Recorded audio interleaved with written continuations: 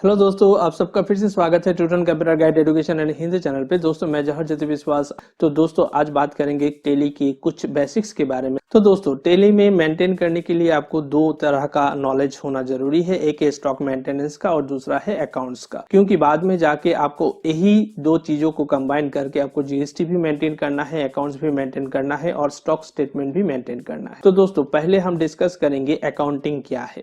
Accounting क्या है? Accounting is the art of recording, classifying and summarizing in a significant manner and in terms of money transactions and events which are important at least of a financial character and interpreting the result thereof. That means क्या है, इस definition में आपको बोला गया है कि आप अकाउंट्स को एक सिस्टमेटिक रिकॉर्ड रखना है। जब भी आप अकाउंट्स को मेंटेन करेंगे तो उसका एक सिस्टमेटिक आप खाता बना लीजिए, जैसे कि परचेस के लिए परचेस बुक, सेल्स के लिए सेल्स बुक और जैसे आपका इनकम एंड एक्सपेंडिचर के लिए एक अलग सा बुक। तो इस तरह से अगर आप सिस्टमेटिक रिकॉर्ड रखेंगे तो इससे फायदा क्या होगा, आप कभी भी क्वार्टरली हो या हाफ ईयरली हो या ईयरली हो, किसी भी लेजर अकाउंट का समराइज्ड वैल्यू आप निकल के रख सकते हैं। और इसके बाद यहाँ पे और एक बात ध्यान देना है जो कि है फाइनेंशियल कैरेक्टर, मतलब किसी भी डीलिंग्स में आपका फाइनेंशियल कैरेक्टर जो है वो मेंशन होना जरूरी है। जैसे कि आपने किसी को गिफ्ट दे दिया, एक कार गिफ्ट दे दिया, लेकिन कार का कोई प्राइस टैग नहीं है, तो वो अकाउंटिंग डीलिंग्स नहीं कहलाएगा।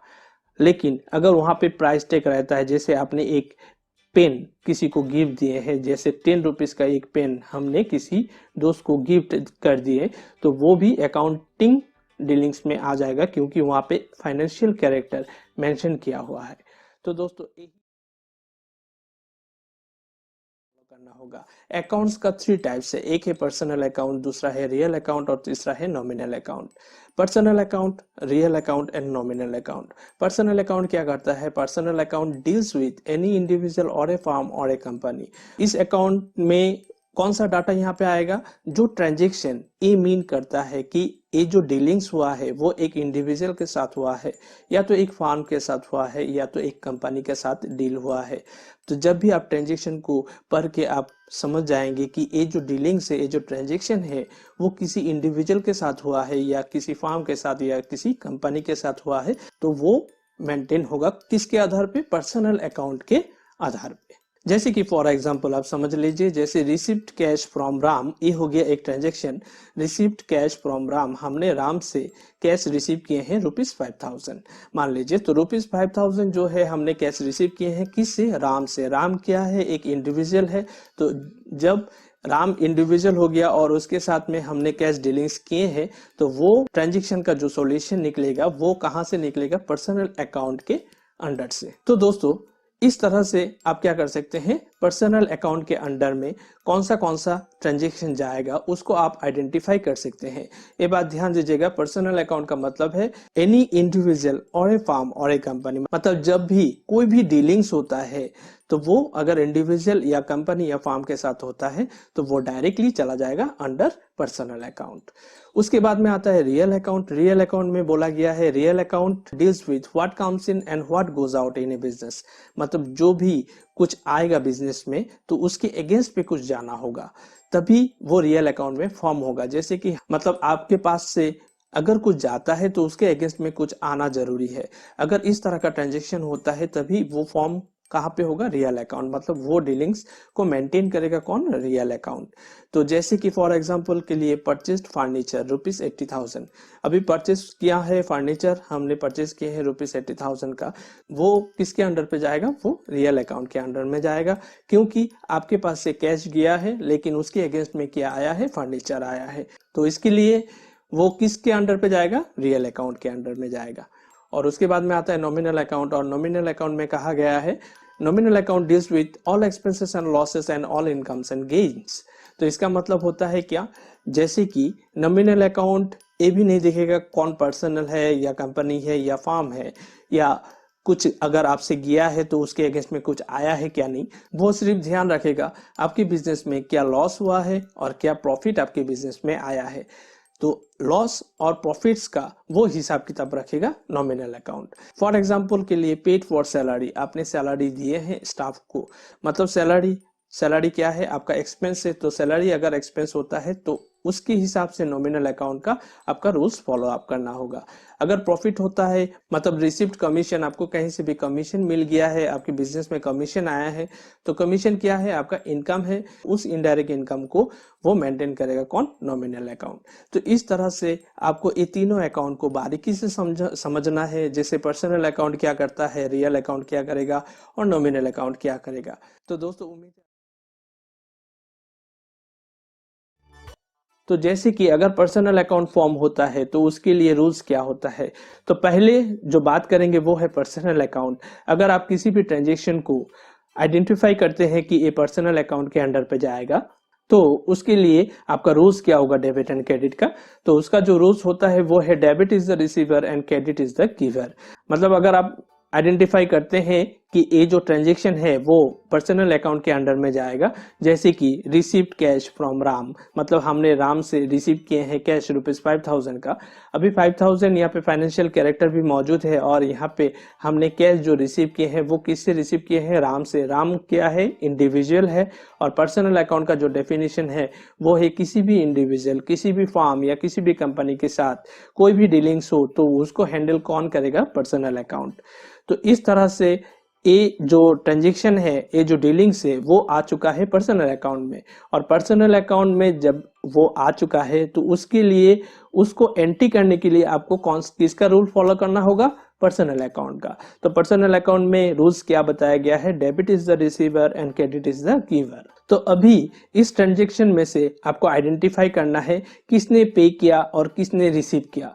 तो जैसे कि रिसीव्ड कैश हमने रिसीव किए हैं, तो अगर मेरा मान लीजिए मेरा कंपनी जो है वो है XYZ कंपनी, अभी ये जो कैश रिसीव किया है वो कौन रिसीव किया है, XYZ कंपनी ने रिसीव किया।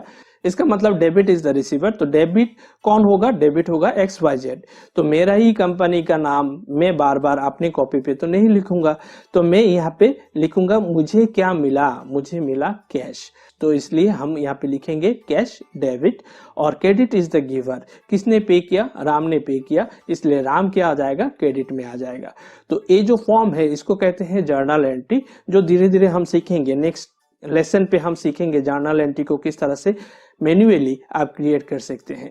तो ये जो हमने आइडेंटिफाई किया कैश और राम, तो ये दोनों ही लेजर अकाउंट कहलाता है। और जब भी आप जर्नल एंट्री पोस्टिंग करेंगे तो आपको मिनिमम 2 लेजर तो लिखना ही है, और मोर देन 2 लेजर्स भी होता है कभी कभार, तो उसको भी डिस्कस करेंगे बाद में किस तरह से आप 2 या 3 या 5 लेजर्स आप लिख सकते हैं। और उसके बाद में आता है पर्सनल अकाउंट के बाद आता है रियल अकाउंट। और रियल अकाउंट में रूल्स क्या है, रियल अकाउंट में रूल्स है व्हाट कम्स इन डेबिट, जो आपके पास आएगा वो होगा डेबिट, और व्हाट गोज आउट वो हो जाएगा क्रेडिट। मतलब आपके पास जैसे कि फर्नीचर आए हैं, मान लीजिए परचेस्ड फर्नीचर ₹50,000, अभी 50,000 का आपने फर्नीचर खरीद लिए हैं, तो आपके पास क्या आया है, फर्नीचर। तो फर्नीचर क्या हो जाएगा, डेबिट। और आपके पास से चला गया क्या, कैश, तो कैश हो जाएगा आपका क्रेडिट। तो इस तरह से आपको रियल अकाउंट के अंतर्गत जो भी ट्रांजेक्शन आता है तो उसको इस तरह से सोल्यूशन करके आपको लिखना है। और उसके बाद में आता है नॉमिनल अकाउंट। नॉमिनल अकाउंट में बोला गया है all expenses and losses are debit. अगर एक्सपेंस या लॉस आप आइडेंटिफाई करते हैं उस ट्रांजेक्शन में से, तो उसको आप नॉमिनल अकाउंट में रखेंगे। और नॉमिनल अकाउंट का रूल्स में क्या बोला गया है, all expenses and losses are debit, मतलब पेड फॉर सैलरी। अगर आपने सैलरी पे किए हैं तो सैलरी आपका एक्सपेंस हो गया, तो सैलरी अकाउंट को आपको क्या रखना है, डेबिट में रखना है।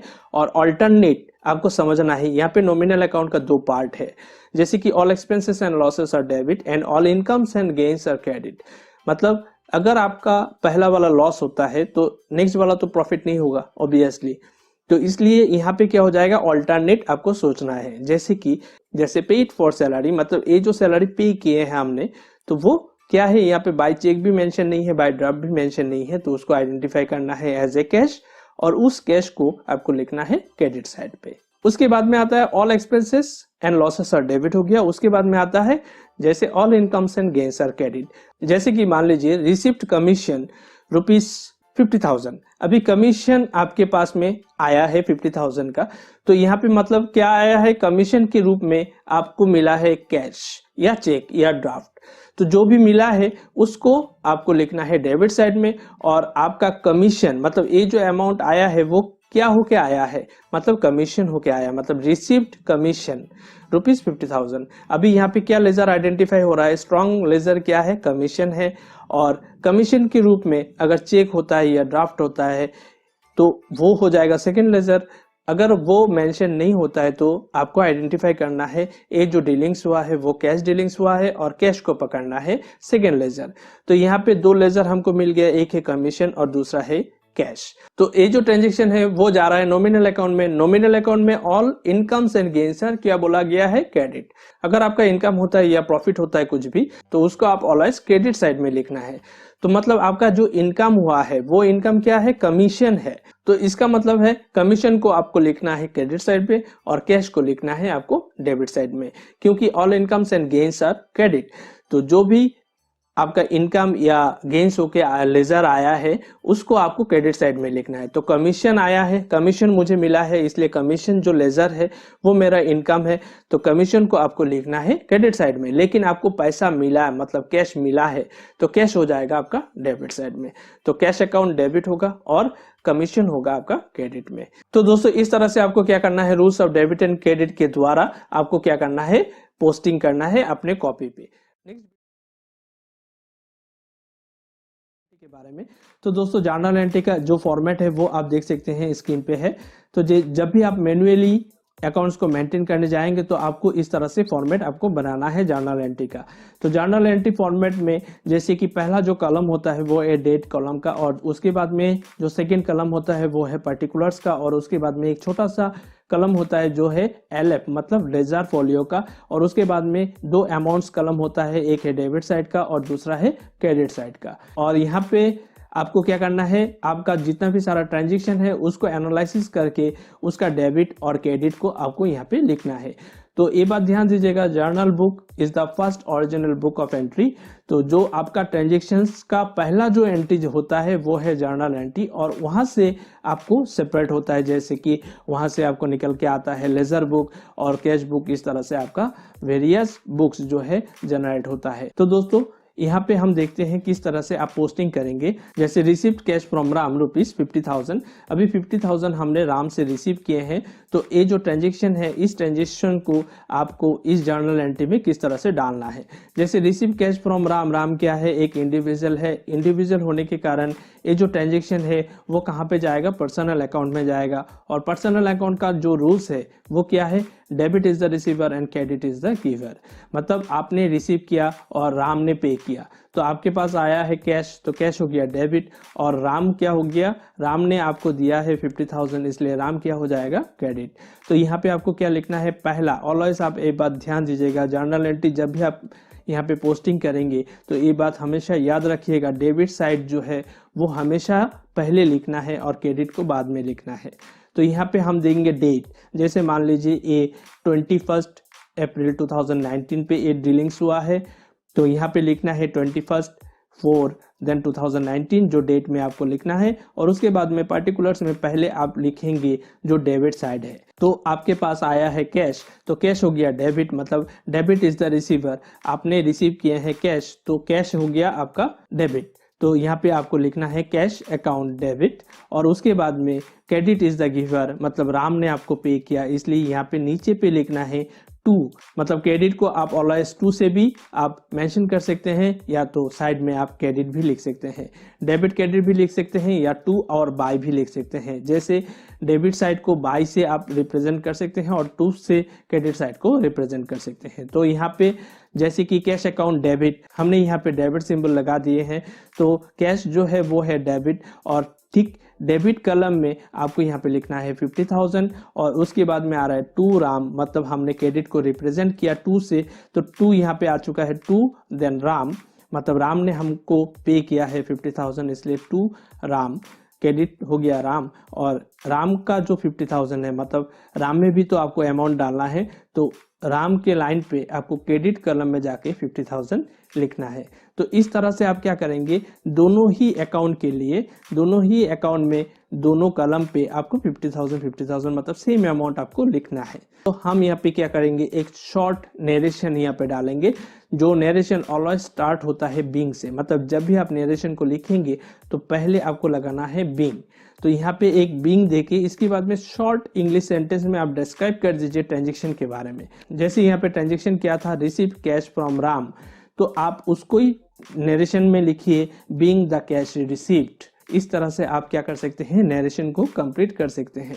कंप्लीट करने के बाद दोस्तों उसके बाद में सिर्फ पर्टिकुलर्स कलम में ही आपको क्या करना है, क्लोज कर देना है लाइन को। इसका मतलब होता है ये जो ट्रांजेक्शन है वो यहीं पे खत्म हुआ है। अभी उसके बाद में नेक्स्ट ट्रांजेक्शन का भी आप यहाँ पे एनालिसिस करेंगे। इस तरह से आप जितने भी सारा ट्रांजेक्शन है डे का, सबका 1 बाय 1 आप यहाँ पे इस तरह से जर्नल बुक में मेंटेन कर सकते हैं डेट दे के।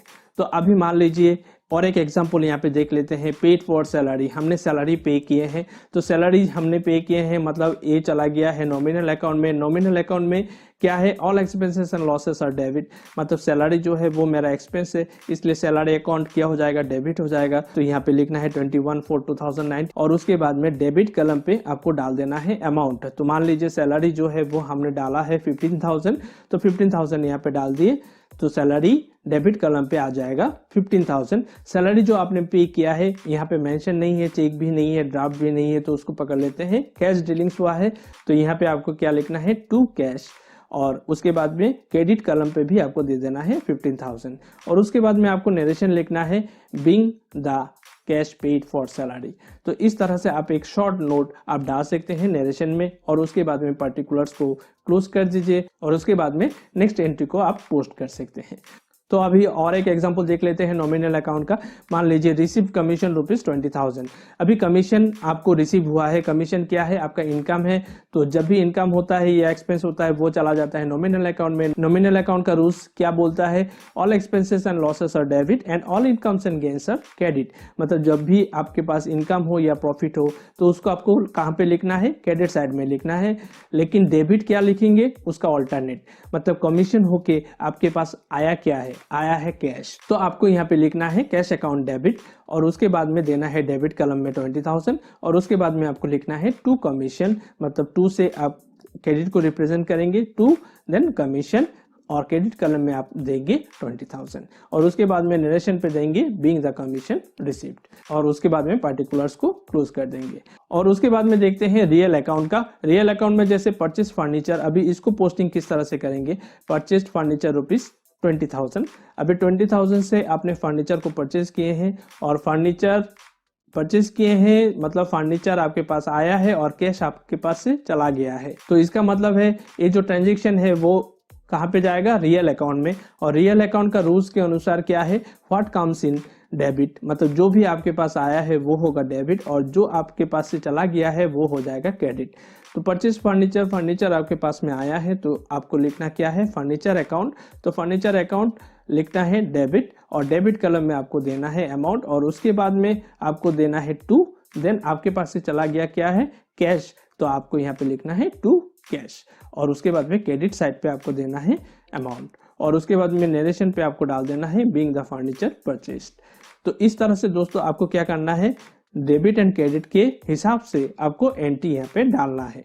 जो कॉमर्स स्ट्रीम से नहीं है तो उनके लिए टैली को समझना बहुत ही आसान है। आप सिर्फ एक बात ध्यान दीजिएगा, किसी भी ट्रांजेक्शन में आपको सिर्फ दो ही चीज आपको आइडेंटिफाई करना है, एक है कैश अगर होता है या चेक होता है, मतलब जो भी मॉनेटरी लेजर है, मतलब मॉनेटरी लेजर मतलब क्या होता है, जैसे कि कैश, कैश जो है वो आपका फाइनेंशियल कैरेक्टर आता है, चेक भी मॉनेटरी ट्रांजेक्शन में आता है। तो चेक हो गया, डीडी हो गया, कैश हो गया। अगर इस तरह का कोई भी लेजर आप आइडेंटिफाई करते हैं अपने ट्रांजेक्शन में तो उसके हिसाब से आप सिर्फ दो लाइन याद रखिएगा। अगर आपके पास that is when cash received then cash account always debit, अगर आप समझते हैं कोई भी ट्रांजेक्शन को पढ़ के कि आपको कैश मिला है, मतलब आपके पास कैश रिसीव्ड हुआ है, तो ये बात ध्यान दीजिएगा, कैश ऑलवेज क्या हो जाएगा, डेबिट हो जाएगा। और अल्टरनेट लेजर जो रहेगा, मतलब आपने कैश तो रिसीव किया है, लेकिन किस बेसिस पे आपने कैश रिसीव किए हैं। जैसे कैश रिसीव किए हैं हमने as a commission, as a interest, as a salary, तो वो हो जाएगा आपका क्रेडिट।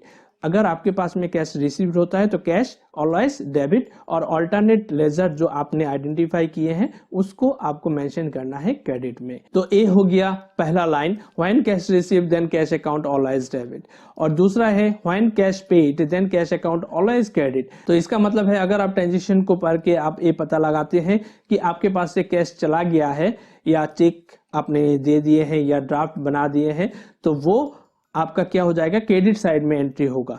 लेकिन किसके लिए आपने दिया कैश, किसको आपने चेक दिए हैं, किसको आपने ड्राफ्ट इशू किए हैं, वो हो जाएगा आपका डेबिट साइड में।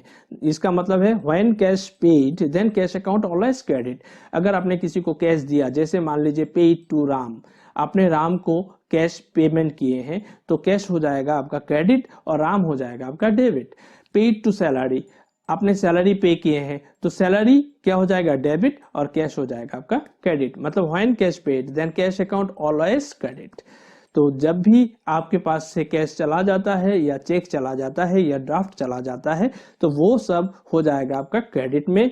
और जिसके लिए कैश गया है, या चेक आपने इशू किए हैं, या ड्राफ्ट आपने बनाए हैं, तो वो हो जाएगा आपका डेबिट।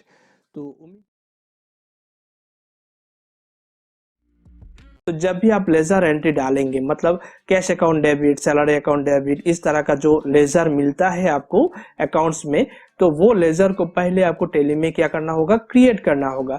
तो जब भी आप टैली में वो लेजर एंट्री को क्रिएट करने जाएंगे, तो वहां पे आपको मिलेगा लिस्ट ऑफ ग्रुप्स। तो दोस्तों ये जो लिस्ट ऑफ ग्रुप्स है, यहाँ पे टैली आपको प्रोवाइड करा रहा है 28 ग्रुप्स और 2 लेजर, मतलब आपको मिलेगा 28 ग्रुप्स और 2 लेजर आपको बनाया बनाया मिल जाएगा। तो दोस्तों अभी आपको क्या करना होगा, ये जो लेजर अकाउंट आपने आइडेंटिफाई किए हैं, उस लेजर एंट्री को अगर आप टैली में क्रिएट करने जाएंगे, तो आपको क्या करना होगा, वो लेजर एंट्री को, ये जो 28 ग्रुप्स आपको मिल रहा है, इस 28 ग्रुप्स के अंडर में आपको इसको मेंशन करना है। मतलब ये जो लेजर अकाउंट है वो किसके अंडर पे जाएगा, मतलब कौन सा ग्रुप के अंडर में जाएगा। तो इससे क्या हो जाता है, इससे टैली को समझ में आ जाता है ये जो लेजर है वो किसका आइटम है, मतलब बैलेंस शीट का आइटम है या प्रॉफिट एंड लॉस का आइटम है, किसका आइटम है, वो टैली झट से समझ जाता है। जब भी आप ग्रुप को चूज करते हैं, मतलब ये लेजर अकाउंट इस ग्रुप के अंडर में जाएगा, उस पोस्टिंग के बेसिस के ऊपर आपको टैली क्या कर देता है, रिपोर्ट जनरेट करके दे देता है। लेकिन ये बात ध्यान दीजिएगा, रिपोर्ट ऑटोमेटिकली जनरेट होता है, ना कि आप खुद जाके वहां पे जनरेट करते हो। तो इसका मतलब है कि आपका जो मेन पॉइंट है टैली में, मेन पॉइंट क्या है, लेजर को एप्रोप्रिएट, मतलब लेजर को ठीक ठाक ग्रुप के अंडर में आपको डालना है। ये जो 28 ग्रुप्स है, एक एक ग्रुप्स को हम बारीकी से समझेंगे, एक एक ग्रुप्स को हम बारीकी से जानेंगे, और एक एक ग्रुप्स के अंडर में कौन सा लेजर आता है सभी के बारे में डिस्कस करेंगे। तो दोस्तों ब्रांच ऑब्लिक डिविजन्स में आपको कौन सा लेजर डालना है, तो फॉर एग्जाम्पल मान लीजिए आप एबीसी कंपनी का कॉपी मेंटेन करते हैं। तो एबीसी कंपनी जो है वो कहाँ पे है, वो गुवाहाटी के अंडर में है। अभी गुवाहाटी में एबीसी कंपनी है, और मतलब एबीसी कंपनी का जो हेड ऑफिस है वो गुवाहाटी में ही है। अभी मान लीजिए एबीसी कंपनी क्या करता है, एबीसी कंपनी का टेक्सटाइल बिजनेस है, तो एबीसी कंपनी ने एक ब्रांच खोल दिया होजाई में, एक ब्रांच खोल दिया नौगांव में। तो इस तरह से डिस्ट्रिक्ट वाइज एबीसी कंपनी ने क्या किया, अपना बिजनेस जो है उसको स्प्रेड किया। तो जहां जहां उन्होंने बिजनेस खोले हैं वहां वहां उनका एक एक ब्रांच ओपन हो चुका है। तो इस तरह से एबीसी कंपनी का ही ब्रांच हो गया अदर लोकेशन में। तो अगर आपको मिलता है इस तरह का कुछ ट्रांजेक्शन, मतलब होजाई ब्रांच से आपको कैश मिला है 20,000 एबीसी कंपनी को, मतलब जहां हेड ऑफिस है वहां पे मिला है 20,000, कहां से, होजाई से। तो होजाई में क्या है, एबीसी कंपनी का ब्रांच है। तो आपको यहाँ पे मेंशन करना है लेजर, क्या मेंशन करना है, लेजर मेंशन करना है एबीसी कंपनी होजाई ब्रांच, या तो होजाई ब्रांच डायरेक्टली मेंशन करना है। सिंपल सा एक ट्रांजेक्शन आएगा, cash receive from Hojai branch ₹20,000। तो अभी यहाँ पे आपको क्या मेंशन करना है, जैसे कि कैश आपको मिला है तो कैश अकाउंट डेबिट हो गया, और होजाई ब्रांच ने आपको पे किया है, तो होजाई ब्रांच आपका क्या हो जाएगा, क्रेडिट हो जाएगा। तो अभी होजाई ब्रांच का जो लेजर आप बनाएंगे तो उसको कहाँ पे डालेंगे, उसको डालेंगे आप अंडर ब्रांच ऑब्लिक डिविजन्स, क्योंकि वो ब्रांच है, किसका ब्रांच है, एबीसी कंपनी का ब्रांच है। और एबीसी कंपनी कहाँ पे है, गुवाहाटी पे है। लेकिन ये जो 20,000 आपको मिला वो कहाँ से मिला, होजाई ब्रांच से मिला। मतलब एबीसी का ही और एक ब्रांच है होजाई में, जहां से आपको रिसीव हुआ है 20,000। तो इस तरह से आपको क्या करना है, एनालिसिस करना है। और उस एनालिसिस में से अगर आप आइडेंटिफाई करते हैं कि ये जो डीलिंग्स है वो ब्रांच वाइज डीलिंग्स हुआ है, मतलब ब्रांच टू हेड ऑफिस या ब्रांच टू ब्रांच, तभी आपका वो लेजर कहां पे जाएगा, अंडर ब्रांच ऑब्लिक डिविजन्स। अभी मान लीजिए आपका एक डिपार्टमेंटल स्टोर है और वहां पे आप डिवीजन वाइज आप क्या करते हैं, सोल्ड करते हैं। तो जैसे कि मान लीजिए यहाँ पे किड सेक्शन है, यहाँ पे ग्रोसरी सेक्शन है, यहाँ पे लेडीज आइटम है। तो इस तरह से बहुत सारा डिपार्टमेंट वाइज आप क्या कर सकते हैं, एक डिपार्टमेंटल स्टोर चलाते हैं। तो यहाँ पे भी आपको क्या करना है, डिपार्टमेंट वाइज ही आपका कॉपी मेंटेन करना है। जैसे लेडीज आइटम में कितना परचेस हुआ, कितना सेल्स हुआ, उसका बैलेंस कितना है, इस तरह के किड्स सेक्शन में कितना हुआ, ग्रोसरी डिपार्टमेंट में कितना हुआ। तो उस हिसाब से अगर आपके पास में स्टेटमेंट रहेगा तो इससे आपका फायदा क्या होगा, इससे फायदा ये होगा कि कौन सा डिपार्टमेंट को आपको डेवलप करना है और ज्यादा इन्वेस्ट करना है कहाँ पे, और जिसको प्रोग्रेस में ज्यादा लेना है वो आपको आइडेंटिफाई हो जाएगा। तो दोस्तों अगर ब्रांच वाइज आपको समझ में आ गया, अगर ब्रांच वाइज डीलिंग्स होता है तो आप किस तरह से डालेंगे। लेकिन अगर डिवीजन वाइज भी, मतलब डिपार्टमेंटल स्टोर का जैसा भी अगर बिजनेस होता है, तो मान लीजिए किड्स सेक्शन है, लेडीज सेक्शन है, जेंट्स सेक्शन है, तो उस सेक्शन को भी आपको डालना है ब्रांच ऑब्लिक डिविजन्स। तो दोस्तों यहाँ पे लेजर किस तरह से मेंटेन होगा, फॉर एग्जांपल के लिए आप मान लीजिए कि किड्स सेक्शन में आपने 20,000 दे दिए हैं कि कुछ यहाँ पे नया प्रोडक्ट जो है उसको लॉन्च कर दो, खरीद के लेके आ जाओ और किड्स सेक्शन में डाल दो। तो आपका ट्रांजेक्शन क्या होगा, आपका ट्रांजेक्शन इस तरह से होगा, cash paid to kids section ₹20,000 for purchasing the new product. तो आपके लिए आइडेंटिफाई यहाँ पे क्या होगा, एक है कैश और दूसरा है किड्स सेक्शन। अभी किड्स सेक्शन के लिए आपने कैश पे कर दिया, तो इसलिए आपको यहाँ पे आइडेंटिफाई होगा किड्स सेक्शन और कैश। तो किड्स सेक्शन एक लेजर बन गया है। अभी इस लेजर को आपको कहाँ पे डालना है, अंडर ब्रांच ऑब्लिक डिविजन्स। इसी तरह से अगर ग्रोसरी डिवीजन के लिए आप पे करते हैं या ग्रोसरी डिवीजन से आपको रिसीव होता है, मतलब आज का प्रॉफिट आपको ग्रोसरी डिवीजन से इतना मिला, मतलब cash receive from grocery division ₹20,000। तो अभी ये जो 20,000 है उसको रिसीव आप किस तरह से दिखाएंगे, आपको दिखाना है कैश और ग्रोसरी डिविजन्स। तो ग्रोसरी डिविजन्स लेजर जो है उसको आपको बनाना है और ग्रोसरी डिविजन्स को भी आपको डालना है अंडर ब्रांच ऑब्लिक डिविजन्स। तो दोस्तों इस तरह से आपको क्या करना है, ब्रांच ऑब्लिक डिविजन ग्रुप में आपको जितना भी सारा ब्रांच है, जितना भी सारा डिविजन है, सभी को आपको यहाँ पे डालना है। तो दोस्तों इस तरह से अगर आपको कोई लेजर मिलता है ब्रांच वाइज या डिविजन वाइज, तो उसको आपको डालना है ब्रांच ऑब्लिक डिविजन्स के अंडर में। तो दोस्तों वीडियो पे आगे बढ़ने से पहले एक बार फिर आप सबसे रिक्वेस्ट है कि अगर आपको वीडियो पसंद आता है तो प्लीज लाइक बटन पे क्लिक जरूर कर दीजिएगा और छोटा सा एक कमेंट जरूर मेरे लिए पास कर दीजिएगा। तो दोस्तों पहले समझते हैं capital account group. Capital account group को समझने के लिए दोस्तों आपको दो भागों में भाग करना होगा। पहला जो है वो है प्रोप्राइटर और सेकेंड जो है वो है business.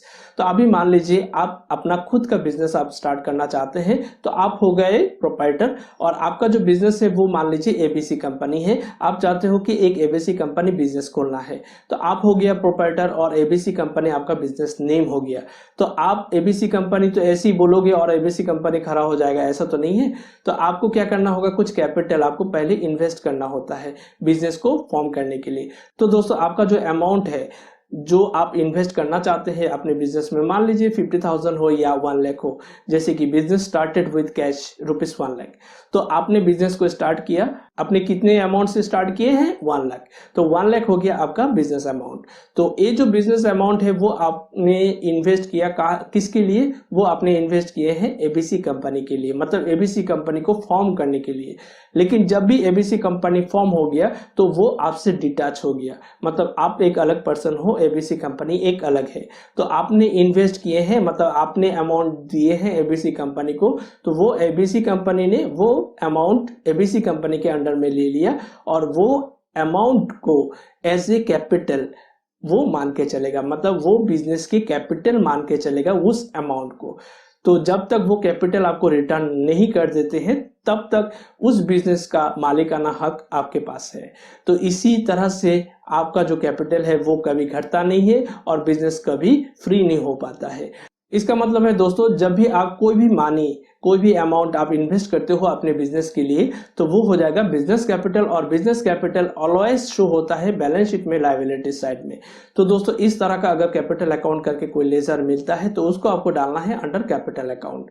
For example business started with cash ₹1 lakh, तो 1 लाख से बिजनेस को स्टार्ट किया गया है और यहाँ पे आपका जो लेजर आइडेंटिफाई हो रहा है वो है कैश, और बिजनेस स्टार्टेड जो है उसको हम ऐसे कैपिटल करके पकड़ेंगे। तो बिजनेस के according to your business, business के अनुसार कैश बिजनेस में आया है, तो बिजनेस में जब कैश आया है तो कैश अकाउंट क्या हो जाएगा, डेबिट हो जाएगा, और ये जो कैश आया है वो किस फॉर्म के रूप में आया है, वो ऐसे कैपिटल आया है, तो कैपिटल अकाउंट क्या हो जाएगा, क्रेडिट में हो जाएगा। तो कैपिटल अकाउंट को आपको डालना है अंडर कैपिटल अकाउंट। अभी मान लीजिए ये तो हो गया सोल प्रोप्राइटरशिप बिजनेस के बारे में हमने बताया था। अभी मान लीजिए पार्टनरशिप बिजनेस है, आप 3 पार्टनर हो जैसे कि ए, बी और सी। अभी ये तीनों पार्टनर ने इन्वेस्ट किया थोड़ा थोड़ा करके अपना कैपिटल। तो मान लीजिए ए ने इन्वेस्ट किया 10,000, बी ने इन्वेस्ट किया 20,000, सी ने इन्वेस्ट किया 30,000। तो 10,000, 20,000 एंड 30,000 ये तीनों कैपिटल को आपको यहाँ पे दिखाना है। मतलब बिजनेस जब फॉर्म हुआ है तो तीनों कैपिटल एक ही साथ में मिलके बिजनेस में आया है। तो दोस्तों इसका ट्रांजेक्शन कुछ इस तरह से आएगा जैसे कि business started with S capital, B's capital and C's capital ₹10,000, 20,000 एंड 30,000 रेस्पेक्टिवली। तो इस तरह का अगर आपके पास में ट्रांजेक्शन आता है तो यहाँ पे आपका मेंशन हो रहा है जैसे कि ए ने इन्वेस्ट किया 10,000, बी ने इन्वेस्ट किया 20,000 और सी ने इन्वेस्ट किया 30,000। तो यहाँ पे पर्टिकुलर लेजर आपको यहाँ पे क्रिएट करना है जैसे कि एस कैपिटल, मतलब सिर्फ कैपिटल करके आपको तीनों का कैपिटल एक ही साथ में नहीं डालना है, ये बात समझ लीजिए, क्योंकि अलग अलग पर्सन है, अलग अलग पर्सन ने अलग अलग अमाउंट का एक कैपिटल इन्वेस्ट किया लेकिन बिजनेस एक ही है। तो बिजनेस में जब अलग अलग पर्सन को ट्रैक करना है तो अलग अलग पर्सन का लेजर ही बनाना है आपको। तो आपको यहाँ पे लिखना है एस कैपिटल, बीस कैपिटल और सीस कैपिटल। तो इसका सोल्यूशन किस तरह से आएगा, जैसे कि बिजनेस को तो मिला है कैश, तो कैश अकाउंट यहाँ पे आ जाएगा डेबिट, लेकिन क्रेडिट में आएगा S capital, B's capital and C's capital, और ये तीनों कैपिटल को आपको डालना है अंडर कैपिटल अकाउंट ग्रुप में। तो दोस्तों इसी तरह से कैपिटल अकाउंट में और एक लेजर आता है जिसको कहते हैं ड्राइंग्स। तो ड्राइंग्स का मतलब क्या होता है, जैसे कि जो प्रोप्राइटर होता है वो क्या करते हैं, कभी कभार बिजनेस से कुछ अमाउंट ले लेते हैं और उसके अगेंस्ट में ना कोई वाउचर ना कोई स्टेटमेंट बिजनेस में जमा करते हैं। तो दोस्तों उस तरह का अमाउंट को प्राइवेट यूज के लिए माना जाता है, मतलब पार्टनर्स ने वो अमाउंट लिए हैं फॉर प्राइवेट यूज या फॉर पर्सनल यूज। तो दोस्तों उस अमाउंट को कहते हैं ड्राइंग्स अकाउंट, क्योंकि वो ड्राइंग्स अकाउंट मतलब वो जो पैसा लेके गया है वो कोई बिजनेस के लिए नहीं लेके गया है, क्योंकि बिजनेस के लिए कोई वाउचर भी नहीं डाला है, कोई स्टेटमेंट भी नहीं दिए हैं। तो वो जो अमाउंट लेके गए हैं प्रोप्राइटर, वो अमाउंट क्या करेगा, बिजनेस में कैपिटल में से वो अमाउंट घट जाएगा और आपका कैपिटल जो है वो डिक्रीज हो जाएगा, क्योंकि बिजनेस का मतलब है हर एक पैसा का आपको हिसाब रखना है। तो यहाँ पे कोई भी हो, प्रोप्राइटर अगर पैसा ले लेता है for personal use, for private use, तो उस अमाउंट को एज ए ड्राइंग्स करके वो कैपिटल अकाउंट से क्या कर देता है, घटा देता है। तो दोस्तों इस तरह का अगर ट्रांजेक्शन मिलता है तो आपको क्या करना है, ड्राइंग्स अकाउंट को भी आपको डालना है under capital account. For example मान लीजिए प्रोप्राइटर का नेम है XYZ, तो यहाँ पे डीलिंग्स किस तरह से आएगा, डीलिंग्स इस तरह से आएगा जैसे कि XYZ withdrawal cash ₹50,000 for personal use या फॉर प्राइवेट यूज। तो यहाँ पे जैसे कि कैश चला गया 50,000, लेकिन यहाँ पे क्या आ रहा है, टर्म्स आ रहा है फॉर प्राइवेट यूज और पर्सनल यूज। अभी आपको ये आइडेंटिफाई करना है XYZ कौन है, XYZ इस बिजनेस का प्रोप्राइटर है। तो प्रोप्राइटर ने पैसा लिया फॉर पर्सनल यूज या फॉर प्राइवेट यूज, तो यहाँ पे आ रहा है ड्राइंग्स अकाउंट। तो जैसे कि बिजनेस से कैश चला गया इसलिए कैश क्या हो जाएगा, क्रेडिट हो जाएगा, और डेबिट में क्या आ जाएगा, डेबिट में आ जाएगा ड्राइंग्स अकाउंट। तो ड्राइंग्स अकाउंट डेबिट और क्रेडिट में आएगा टू कैश, और ड्राइंग्स अकाउंट को डालना है आपको अंडर कैपिटल अकाउंट। इसी तरह से पार्टनरशिप बिजनेस में अगर कोई पार्टनर्स विड्रॉल करता है फॉर पर्सनल यूज या फॉर प्राइवेट यूज, तो यहाँ पे ट्रांजेक्शन कुछ इस तरह से होगा जैसे कि a withdrawal cash ₹50,000 for personal use. तो ए जो मेरा पार्टनर है वो 50,000 विड्रॉल कर लिए हैं फॉर पर्सनल यूज के लिए। तो इसका ट्रांजेक्शन यहाँ पे सेम टू सेम उसी तरह का आएगा जैसे कि एस ड्राइंग्स। यहाँ पे आपको मेंशन करना है एस ड्राइंग्स, क्योंकि यहाँ पे 3 पार्टनर है A, B और C। तो A, B, C में से एक ही पार्टनर जो प्राइवेट यूज के लिए कुछ अमाउंट बिजनेस से लिए हैं, तो इसलिए यहाँ पे उस पार्टनर का नेम भी यहाँ पे डिक्लेयर करना जरूरी है। तो यहाँ पे आपको मेंशन क्या करना है, एस ड्राइंग्स। तो एस ड्राइंग्स हो जाएगा डेबिट और क्रेडिट में आ जाएगा टू कैश। तो एस ड्राइंग्स को भी आपको डालना है अंडर कैपिटल अकाउंट। तो दोस्तों इस तरह से आपको क्या डालना है, पहले तो कैपिटल डालना है और उसके बाद में अगर प्राइवेट यूज या पर्सनल यूज के लिए प्रोप्राइटर कुछ अमाउंट ले लेते हैं तो उसको भी डालना है अंडर कैपिटल अकाउंट में। अब दोस्तों थर्ड पॉइंट में क्या है, थर्ड पॉइंट में कभी कभार आप ऐसे भी देखोगे कि प्रोप्राइटर जो है अपना जो लाइफ इंश्योरेंस पॉलिसी हो या कुछ वो भी दिखा देते हैं बिजनेस में। तो दोस्तों इस कंडीशन में क्या हो जाएगा, आपको LIC प्रीमियम जो है, LIC क्या होता है, लाइफ इंश्योरेंस कमीशन। तो लाइफ क्या होता है, बिजनेस के लिए लाइफ नहीं होगा क्योंकि बिजनेस के लिए इंश्योरेंस होता है, मतलब जनरल इंश्योरेंस वगैरह होता है, वो बाद में डिस्कस करेंगे। तो लाइफ इंश्योरेंस क्या होता है, मतलब प्रोप्राइटर का लाइफ इंश्योरेंस होता है, मतलब LIC। तो LIC पॉलिसी अगर प्रोप्राइटर खरीदते हैं और वो प्रीमियम बिजनेस से डालते हैं तो वो प्रीमियम क्या हो जाएगा, अंडर कैपिटल अकाउंट में चला जाएगा। जैसे कि LIC प्रीमियम हो जाएगा अंडर ग्रुप कैपिटल अकाउंट। तो फॉर एग्जांपल आपके पास में ट्रांजेक्शन कुछ इस तरह से आएगा, cash paid for LIC premium ₹30,000।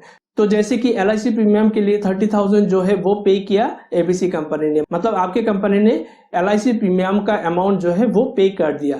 तो LIC प्रीमियम क्यों पे करेगा, क्योंकि वो बिजनेस डील्स में तो आता नहीं है। तो वो क्या करेगा, कैपिटल में से घटा के वो प्रीमियम डिपॉजिट कर देगा। तो इसका मतलब है LIC प्रीमियम को भी आपको रखना है कैपिटल अकाउंट में, और कैपिटल अकाउंट में LIC प्रीमियम अगर आ जाता है तो इस तरह से अगर प्रोप्राइटर LIC प्रीमियम दिखाता है या कहीं पे भी अगर इन्वेस्ट करते हैं, वो अपना खुद पर्सनल इन्वेस्टमेंट, मतलब बिजनेस का कुछ कोई भी पार्ट नहीं है, तो उसको भी आपको डालना है अंडर कैपिटल अकाउंट में। सेम एज जब अगर मैच्योरिटी आता है, मतलब LIC जब मैच्योरिटी देते हैं, अगर वो अमाउंट अगर वो इन्वेस्ट कर देते हैं बिजनेस में, तो LIC मैच्योरिटी को भी आपको डालना है अंडर कैपिटल अकाउंट में। तो दोस्तों इस तरह से आपने सीखा कैपिटल ग्रुप में कौन सा लेजर आ रहा है। जैसे कैपिटल अकाउंट करके लेजर अगर आपको मिलता है तो वो आ जाएगा अंडर कैपिटल अकाउंट।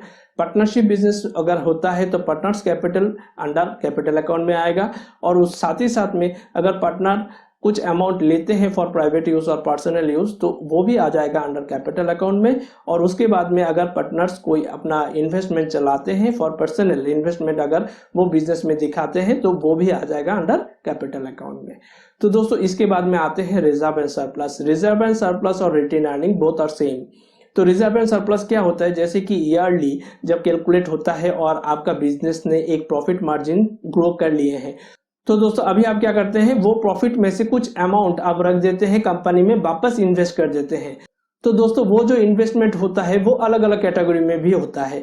जैसे कि आपने कैपिटल रिजर्व करके एक रिजर्व फंड बना दिए, या जनरल रिजर्व बना दिए, या कुछ प्रोडक्शन के लिए कुछ रिजर्व करके रख दिए हैं। तो किसी भी रिजर्व अगर रिजर्व फंड आता है, मतलब रिजर्व फंड के लिए अगर आप कुछ अमाउंट आप रख देते हैं तो वो हो जाएगा अंडर कैपिटल अकाउंट। मतलब आपका जो शेयर ऑफ प्रॉफिट था वहां से आपने क्या किया, फुल शेयर नहीं लेके अपने 10% जो है वापस अपने रिजर्व करके रख दिए हैं, फॉर कैपिटल रिजर्व हो या आपका रिजर्व फंड हो। तो उसके लिए आपने आपका जो 10% है शेयर ऑफ प्रॉफिट उसको आपने फिर से इन्वेस्ट कर दिया, तो वो भी आ जाएगा अंडर रिजर्व एंड सरप्लस के अंडर में। तो जैसे कि रिजर्व एंड सरप्लस भी आता है बैलेंस शीट में लायबिलिटी साइड में। तो दोस्तों अगर हर साल प्रोप्राइटर अपना 10% हो या 20% हो वो फिर से वापस रिजर्व फंड में रख देते हैं, तो इससे क्या हो जाएगा, आफ्टर 5 इयर्स और 10 इयर्स तो दोस्तों कंपनी में एक बहुत ही बड़ा अमाउंट का एक रिजर्व फंड बन जाएगा, और उस रिजर्व फंड जो है वो कंपनी के बुरे टाइम में वो मदद मिलेगा। तो दोस्तों अगर इस तरह का कुछ रिजर्व फंड हो या जनरल रिजर्व हो या कैपिटल रिजर्व हो, इस तरह का अगर कुछ लेजर आता है तो उसको आपको डालना है अंडर रिजर्व एंड सरप्लस और retain earning, both are same. तो दोस्तों में 6 सब ग्रुप होता है। तो दोस्तों पहले जो आता है वो है बैंक अकाउंट, और उसके बाद में आता है कैश इन हैंड, और उसके बाद में आता है deposits with in bracket asset, और उसके बाद में आता है loans and advances with in bracket asset, और उसके बाद में आता है स्टॉक इन हैंड, और उसके बाद में आता है सन्डे डेटर्स। तो दोस्तों ये जो 6 सब ग्रुप्स है उसमें से अगर आप कंफ्यूज हो जाते हैं कि कौन सा ग्रुप के अंडर में ये लेजर जाएगा, लेकिन आप ये श्योर है कि ये जो 6 सब ग्रुप्स में से किसी न किसी एक ग्रुप में ये लेजर जाना है, लेकिन कौन सी ग्रुप के अंडर में डालेंगे वो आप कंफ्यूज हैं, तो आप क्या कर सकते हैं, टेम्पोररी करंट एसेट के अंडर में डाल सकते हैं और अपना पोस्टिंग जो है उसको आप डाल सकते हैं। उसके बाद में इसका एप्रोप्रिएट ग्रुप आप जान के उसको आप चेंज कर सकते हैं। तो दोस्तों करंट एसेट के अंडर में डायरेक्टली जो लेजर आता है उसको कहते हैं बिल्स रिसीवेबल। मतलब अगर आपको मिलता है बिल्स रिसीवेबल करके कोई भी लेजर, तो उसको आप डालेंगे डायरेक्टली अंडर करंट एसेट्स में। तो दोस्तों बिल्स रिसीवेबल होता क्या है? बिल्स रिसीवेबल का मतलब होता है जैसे कि प्रीवियस ईयर में आपने जितने भी सारे डीलिंग्स किए हैं वहां से आपके जितने भी सारे पार्टीज है उन्होंने आपका जो पेमेंट है उसको रोक दिया है, या तो किसी कारण आपको पैसा नहीं मिला, तो आप क्या करेंगे, उसका टोटल मारेंगे। टोटल मारने के बाद आप उसको एक अकाउंट में उसको डालेंगे, उसको कहते हैं बिल्स रिसीवेबल। तो जब भी आपको मिलेगा बिल्स रिसीवेबल करके कोई अकाउंट, तो उसको आप डालेंगे अंडर करंट एसेट्स में। अब चलिए डिस्कस करते हैं 6 सब ग्रुप में से पहला जो मेरा ग्रुप है वो है बैंक अकाउंट। तो बैंक अकाउंट ग्रुप में आप क्या डालेंगे? बैंक अकाउंट ग्रुप में आपका डालेंगे जितने भी सारा सेविंग्स अकाउंट है, फिक्स डिपॉजिट है, रिकरिंग है, जितने भी सारा आपका फंड है उसको आप डालेंगे अंडर बैंक अकाउंट में।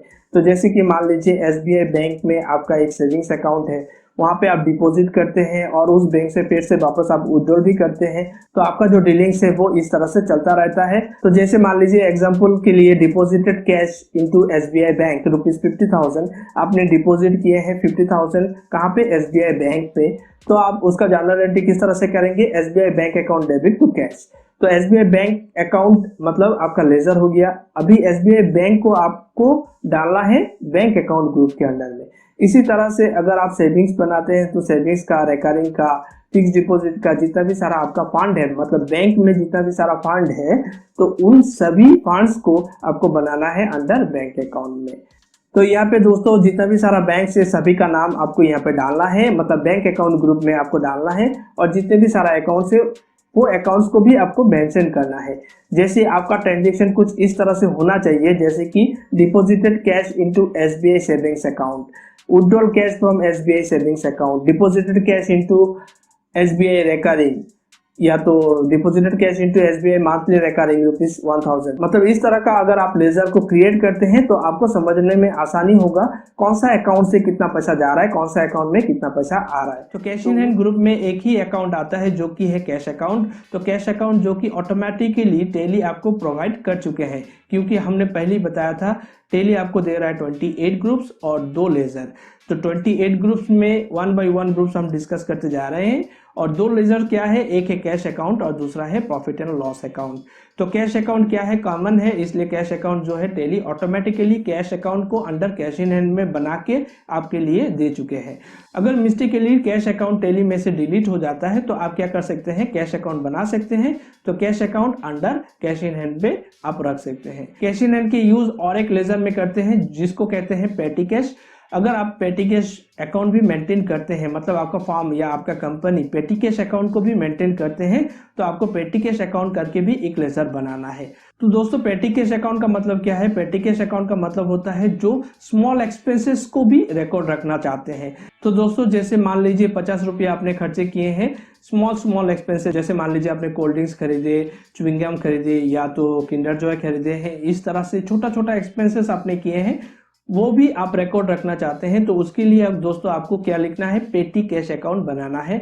और पेटी कैश अकाउंट अगर आप मेंटेन करना चाहते हैं तो पेटी कैश अकाउंट करके और एक लेजर आपको बनाना है अंडर कैश इन हैंड में। तो दोस्तों इस तरह से आप क्या मेंटेन कर सकते हैं, पेटी कैश अकाउंट को भी मेंटेन कर सकते हैं। लेकिन ज्यादातर हम सब कैश अकाउंट को ही मेंटेन करते हैं, क्योंकि पेटी कैश अकाउंट जो है वो आजकल यूज में नहीं आता है इतना। तो डायरेक्टली कैश अकाउंट ही यूज होता है, मतलब कैश बुक ही मेंटेन होता है, पेटी कैश बुक नहीं मेंटेन होता है। लेकिन फिर भी अगर मेंटेन होता है तो आपको मेंटेन करना होगा और आपको बनाना होगा पेटी कैश अकाउंट। और पेटी कैश अकाउंट बनाने के लिए दोस्तों आपको कौन सा ग्रुप के अंडर में डालना है पेटी कैश अकाउंट को? पेटी कैश अकाउंट को आपको कैश इन हैंड ग्रुप में डालना है। तो दोस्तों ब्रैकेट एसेट में आप क्या डाल सकते हैं, कौन सा लेजर यहाँ पे आएगा? जैसे कि any type of government securities या रेंटल सिक्योरिटीज अगर आप देते हैं, एनी टाइप ऑफ सिक्योरिटीज अगर आप देते हैं तो उसको आपको डालना है under deposits with in bracket asset. जैसे कि मान लीजिए आप वो रेंटेड ऑफिस जो आपने लिए हैं, तो आपका लैंडलॉर्ड क्या क्या है, जैसे कि 50,000 मान लीजिए एक सिक्योरिटी डिपॉजिट करके रखे हैं, तो अगर उसको आप पास करना चाहते हैं जर्नल एंट्री तो आप किस तरह से करेंगे? जैसे कि मान लीजिए फॉर एग्जांपल के लिए, तो दोस्तों यहाँ पे ट्रांजैक्शन कुछ इस तरह से होगा, जैसे कि paid ₹50,000 to landlord for securities of office room. Office room के सिक्योरिटीज के लिए लैंडलॉर्ड को हमने 50,000 डिपॉजिट किए हैं। अगर इस तरह का ट्रांजेक्शन आता है तो आपको यहाँ पे क्या देना है, जैसे कि रेंट सिक्योरिटीज, ये हो गया रेंट सिक्योरिटीज, तो रेंट सिक्योरिटीज को आपको डालना होगा under deposits with in bracket asset. तो जैसे कि रेंट सिक्योरिटीज आपने पे किए हैं तो इसलिए रेंट सिक्योरिटीज आपका क्या आ जाएगा, डेबिट हो जाएगा, और कैश आपने पे किए हैं इसलिए कैश आपका क्या हो जाएगा, क्रेडिट। मतलब और रेंट सिक्योरिटीज को आपको डालना होगा under deposits with in bracket asset. तो दोस्तों इस तरह का अगर आप कोई गवर्नमेंट सिक्योरिटीज परचेस करते हैं या तो कुछ एनी टाइप ऑफ सिक्योरिटीज अगर आप देते हैं तो इन सभी सिक्योरिटीज को आपको डालना होगा under deposits with in bracket asset. तो दोस्तों उसके बाद में डिस्कस करेंगे loans and advances with in bracket asset. तो loans and advances with in bracket asset इस ग्रुप को कब यूज करना है, अगर हमने जो समझे थे प्रीवियस वीडियो क्लास में वो था क्या, लोन्स लायबिलिटीज। मतलब अगर आप कहीं से भी लोन लेते हैं, और यहाँ पे loans and advances with in bracket asset का मतलब होता है अगर आपने लोन पे किए हैं, मतलब किसी को आपने लोन दिए हैं, तो जिसको भी आप लोन देंगे उसको आप यहाँ पे डालेंगे अंडर लोन्स एंड एडवांसेस में। तो दोस्तों यहाँ पे जैसे रिलेटेड लोन का ट्रांजेक्शन भी यहाँ पे आएगा और एडवांस पेमेंट का ट्रांजेक्शन भी यहाँ पे आएगा। जैसे कि कभी कभार सैलरीज जो है वो तो लेते हैं स्टाफ, लेकिन कभी कभार एडवांस सैलरी भी मांगता है। तो इस तरह का अगर एडवांस सैलरी हो गया या तो कोई दूसरे किस्म का अगर आपके पास से स्टाफ ने लोन लिए हैं, तो इस तरह का अगर ट्रांजेक्शन आपको मिलता है तो सभी को आपको डालना होगा loans and advances with in bracket asset. तो जैसे मान लीजिए paid to Vikas ₹50,000 as a loan. तो दोस्तों अभी आपने विकास को 50,000 एज ए लोन पे दिए हैं, मतलब 50,000 लोन दिए हैं विकास को। तो यहाँ पे ट्रांजेक्शन क्या आ जाएगा, ट्रांजेक्शन यहाँ पे आएगा क्योंकि आपने कैश पे किए हैं इसलिए कैश अकाउंट क्रेडिट हो जाएगा, लेकिन आपने किसको पे किए हैं, विकास को, इसलिए विकास हो जाएगा डेबिट। तो यहाँ पे लिखना है विकास अकाउंट डेबिट टू कैश, और विकास अकाउंट को आपको डालना है loans and advances with in bracket asset, मतलब आपने विकास को लोन दिए हैं। और दोस्तों अगर आप किसी स्टाफ को एडवांस सैलरी देते हैं तो ये भी आ जाएगा यहाँ पे loans and advances with in bracket asset. तो दोस्तों यहाँ पे एडवांस सैलरी का कुछ इस तरह से ट्रांजेक्शन आ सकता है, जैसे कि paid ₹30,000 as an advance salary. तो एडवांस सैलरी यहाँ पे आ जाएगा, तो एडवांस सैलरी अकाउंट डेबिट यहाँ पे आएगा और कैश को आपको देना है क्रेडिट, और एडवांस सैलरी को आपको डालना होगा loans and advances with in bracket asset. तो दोस्तों इस तरह से अगर आप किसी को लोन देते हैं या एडवांस पेमेंट करते हैं तो उसको आपको डालना होगा loans and advances with in bracket asset. यहाँ पे प्रीपेड भी आ सकता है, जैसे कि तो दोस्तों और सिंपल सा हम यहाँ पे समझा देते हैं, जैसे कि मोबाइल बिल, जैसे कि जियो का हो गया या एयरटेल हो गया या वोडाफोन का हो गया, जितना भी सारा सर्विसेज है जो मोबाइल सर्विसेज देते हैं, तो अगर हमको रिचार्ज करना होता है तो हमको क्या करना होता है, एडवांस पेमेंट करना होता है, तो वो हो जाएगा प्रीपेड। तो जैसे कि हम सब ने जियो में रिचार्ज जो किए हैं, जितना भी सारा रिचार्ज है वो प्रीपेड है। तो इस तरह का अगर हम एडवांस पेमेंट करते हैं तो उसको भी आपको डालना होगा लोन्स एंड एडवांसेस, मतलब any type of prepaid transaction, तो उसको भी आपको डालना होगा loans and advances with in bracket asset. तो दोस्तों उसके बाद में आता है स्टॉक इन हैंड, और स्टॉक इन हैंड में दो ही लेजर आता है, एक है ओपनिंग स्टॉक और दूसरा है क्लोजिंग स्टॉक। ओपनिंग स्टॉक और क्लोजिंग स्टॉक का मतलब क्या होता है, जैसे कि मान लीजिए 2019 टू 2020 इस फाइनेंशियल ईयर में आपने जितने भी सारा डीलिंग्स किए हैं, तो आफ्टर 31 मार्च आप क्या करेंगे, आपका स्टॉक का जो वैल्यूएशन है उसको कैलकुलेशन करेंगे, और उसको आप वैल्यूएशन को कैलकुलेशन करने का बाद जितने अमाउंट का आपका स्टॉक है उसको आप डालेंगे एज ए क्लोजिंग स्टॉक, और वही ऑटोमेटिकली 2021 में वो क्लोजिंग स्टॉक आपका ओपनिंग स्टॉक हो जाएगा, और उसके बाद में फिर से बिजनेस चलेगा और उसके बाद में फिर से आपको कैलकुलेशन करके क्लोजिंग स्टॉक निकालना होता है। तो दोस्तों इस तरह का अगर आप लेजर मिलता है ओपनिंग स्टॉक और क्लोजिंग स्टॉक का, तो उसको आपको डालना होगा स्टॉक इन हैंड के अंडर में। तो दोस्तों इसका कॉन्सेप्ट और भी क्लियर हो जाएगा जब हम प्रैक्टिकल करेंगे। तो फिलहाल आप यही समझ लीजिए, ओपनिंग स्टॉक और क्लोजिंग स्टॉक अगर इस तरह का कोई लेजर मिलता है तो उसको आपको डालना होगा अंडर स्टॉक इन हैंड। और उसके बाद में दोस्तों आता है lastly sundry debtors. Sundry debtors का मतलब होता है अगर आपने क्रेडिट सेल किए हैं, मतलब आपने पहले परचेस किए थे क्रेडिट परचेस, तो वो चला गया था सन्ड्री क्रेडिटर्स के अंडर में। अभी यहाँ पे क्या है, सन्ड्री डेटर्स। सन्ड्री डेटर्स का मतलब होता है अगर आपसे कोई परचेस करके ले गया है वो भी ऑन क्रेडिट, या इस तरह से भी हम बोल सकते हैं जैसे कि हमने सेल किए हैं ऑन क्रेडिट। अगर ऑन क्रेडिट सेल होता है तो जिस पार्टी के पास में आपने क्रेडिट सेल किए हैं उस पार्टी को आपको डालना होगा अंडर सन्ड्री डेटर्स। तो फॉर एग्जांपल यहाँ पे कुछ इस तरह का ट्रांजेक्शन अगर हम देखते हैं, जैसे कि sold goods to S industries ₹30,000, तो इस लाइन पे कहीं पे भी कैश मेंशन नहीं किया है, लेकिन पार्टी का नेम यहाँ पे मेंशन किया है। अगर इस तरह का पार्टी का नेम मेंशन किया होता है और कैश अगर नहीं होता है तो इस ट्रांजेक्शन को हमको पकड़ना है एज ए क्रेडिट ट्रांजेक्शन। तो हमने यहाँ पे सोल्ड किए हैं एस इंडस्ट्रीज को ऑन क्रेडिट। तो एस इंडस्ट्रीज का जो नेम है मतलब उसको आपको एज ए लेजर मेंटेन करना बहुत ही जरूरी है। तो यहाँ पे क्या हो जाएगा, जैसे हमने तो सोल्ड किए हैं, तो सोल्ड जब किए हैं तो इसका मतलब क्या है, सामान चला गया है। तो सामान अगर चला गया है तो मतलब हमने सोल्ड किए हैं, तो टू सेल्स। यहाँ पे क्रेडिट में क्या आएगा, टू सेल्स, लेकिन हमने सेल्स किसको किए हैं, एस इंडस्ट्रीज को। अगर एक कैश डीलिंग्स होता तो यहाँ पे आ जाता cash account debit to sales, मतलब मेरे पास कैश आया है और मेरे से सामान चला गया है, तो सेल्स हो गया मेरा क्रेडिट और कैश हो गया मेरा डेबिट। लेकिन यहाँ पे ये डीलिंग जो है वो कैश डीलिंग्स नहीं है, वो क्रेडिट डीलिंग्स है। तो इसलिए यहाँ पे कैश की जगह में आपका पार्टी नेम यहाँ पे आएगा। दोस्तों, loans liability group, loans liability का मतलब होता है क्या, जैसे कि कंपनी अगर किसी से लोन लेता है, लोन्स लायबिलिटी के अंडर में आता है 3 सब ग्रुप, जैसे कि बैंक ओडी और बैंक ओसीसी अकाउंट, और उसके बाद में आता है सिक्योर्ड लोन्स, और उसके बाद में आता है अनसिक्योर्ड लोन्स। इन तीनों ग्रुप में से अगर आप कंफ्यूज हो जाते हैं तो टेम्पररी आप लोन्स लायबिलिटी ग्रुप का यूज कर सकते हैं, लेकिन जब भी आपको लेजर का एप्रोप्रिएट ग्रुप पता चले तो आप उसको चेंज जरूर कर लीजिएगा। तो दोस्तों, मान लीजिए XYZ कंपनी का आप अकाउंट्स मेंटेन करते हैं और XYZ कंपनी का प्रीवियस ईयर में बहुत बड़ा लॉस हो गया, तो उसको रिकवर करने के लिए कंपनी को अभी लोन लेना है।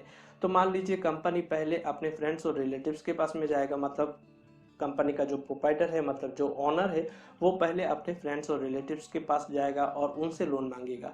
तो दोस्तों, इस तरह का अगर कोई लोन ट्रांजेक्शन आता है, जैसे कि फ्रेंड्स और रिलेटिव से लिया गया है, वहाँ पे कोई भी कंडीशन नहीं है, कोई परसेंटेज देना नहीं होगा, कोई इंटरेस्ट रेट देना नहीं होगा, कोई मॉर्गेज रखना नहीं होगा, तो इस तरह का अगर आपके पास में लोन ट्रांजेक्शन आता है तो उसको आपको कहाँ पे डालना है, लोन्स लायबिलिटी पे डाल सकते हैं, या तो आप अनसिक्योर्ड लोन्स पे डाल सकते हैं। ये दोनों ग्रुप में आप डाल सकते हैं जो विदाउट एनी कंडीशन का लोन लिया जाता है, जैसे कि फ्रेंड्स और रिलेटिव्स के पास से। तो मान लीजिए receive cash from Rajiv ₹50,000 as a loan. तो यहाँ पे इस ट्रांजेक्शन में कहीं पे भी आपको नजर नहीं आ रहा है कि ये लोन जो है किसी कंडीशन की बेसिस पे लिया गया है, सिर्फ सिंपल दिया हुआ है receive cash ₹50,000 from Rajiv as A loan. तो राजीव वो कंपनी का फ्रेंड्स भी हो सकता है या रिलेटिव्स भी हो सकता है कंपनी ओनर का, तो इसलिए यहाँ पे अनकंडीशन पकड़ के इसको राजीव को कहाँ पे डालना है, आपको लोन्स लायबिलिटी या तो अनसिक्योर्ड लोन्स के अंडर में डालना है। और इसका जर्नल एंट्री इस तरह से करना है, क्योंकि हमने लोन लिया है इसलिए कैश आया है, कैश अकाउंट डेबिट हो गया, और राजीव ने लोन दिया है तो राजीव क्रेडिट हो गया, तो टू राजीव अकाउंट। और राजीव को डालना है आपको लोन्स लायबिलिटी ग्रुप के अंडर में, या तो आप अनसिक्योर्ड लोन्स के अंडर में भी डाल सकते हैं राजीव को।